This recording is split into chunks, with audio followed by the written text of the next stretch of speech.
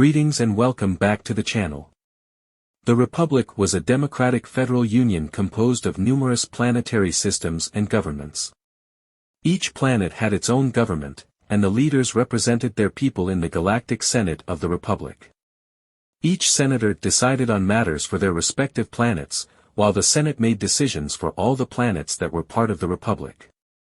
The Republic upheld values such as democracy, peace, justice, harmony, and many others for everyone in the galaxy. It worked to ensure prosperity and stability for every planetary system within it and sought to help those in need. As previously explained, each senator represented their planet in the Galactic Senate. The Chancellor of the Galactic Republic served as the head of the Senate, with the role of organizing and orchestrating its functions under democratic principles. The Galactic Republic was formed 25,000 years before the Battle of Yavin, but it took its final and more modern form in 1032 BBY. The Republic shared the same core values as the Jedi Order, fostering a close relationship between the two.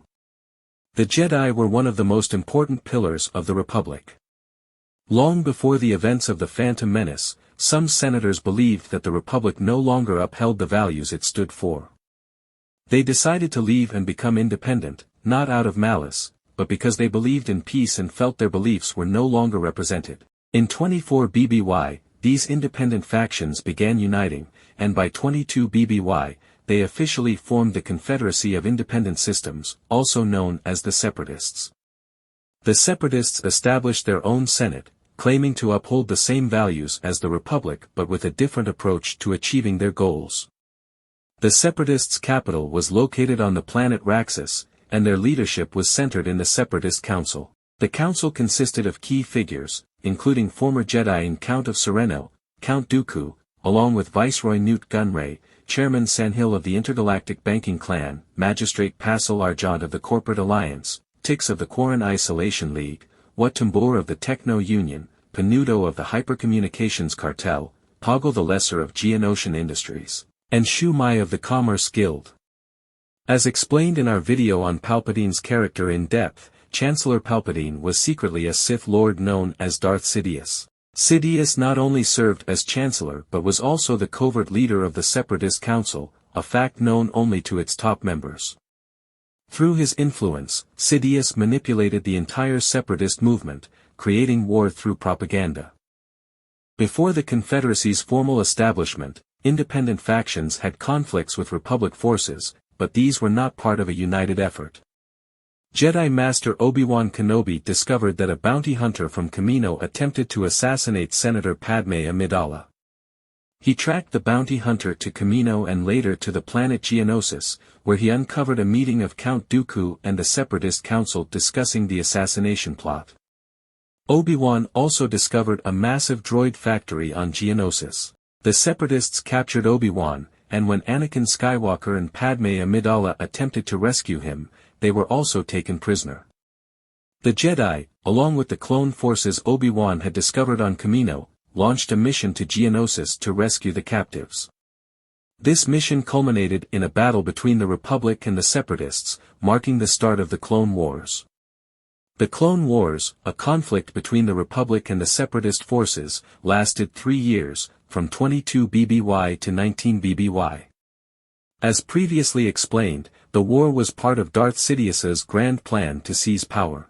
Both sides ultimately served his ambitions, with neither achieving their intended goals as the Sith triumphed from the shadows. It is a common misconception that all Separatists were evil because of their association with the war. While some members of the Separatist Council engaged in unethical actions, such as perpetuating the conflict, these actions went against the core ideology of the Separatist movement. As a result, it would be incorrect to label all Separatists as evil. Many individuals within the Confederacy of Independent Systems opposed the war and the actions taken by certain Separatist leaders. For example, Mina Bonteri and her son Lux were staunchly against the war, believing that both factions could coexist in peace. In conclusion, the Separatists might have believed something incorrect due to misunderstandings and falsely accusing the Republic and its values, but not all of them were evil, as wars and conflicts were against their ideology. Similarly, there were many Republic senators who were evil and corrupt. However, this does not mean we have the right to accuse the entire Republic based on the actions of these individuals.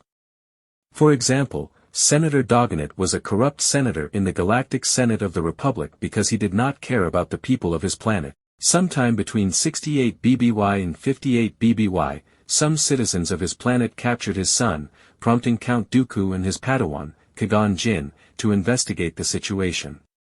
They discovered that the citizens resorted to such drastic actions to expose the extreme poverty they were living in, conditions created by Senator Dogonet's corruption. Another example is that of Chancellor Palpatine. Although he was secretly a Sith Lord and controlled both sides of the war, he presented himself and acted as a good politician. If he had not possessed an evil side, he could have been an excellent politician and a charismatic leader. Same with the Separatists, that does not mean that all the Republic was corrupted. Thanks for watching this video, and don't forget to subscribe, like this video, hit the notifications bell, and follow me on Instagram and Facebook. Until the next video, may the Force be with you.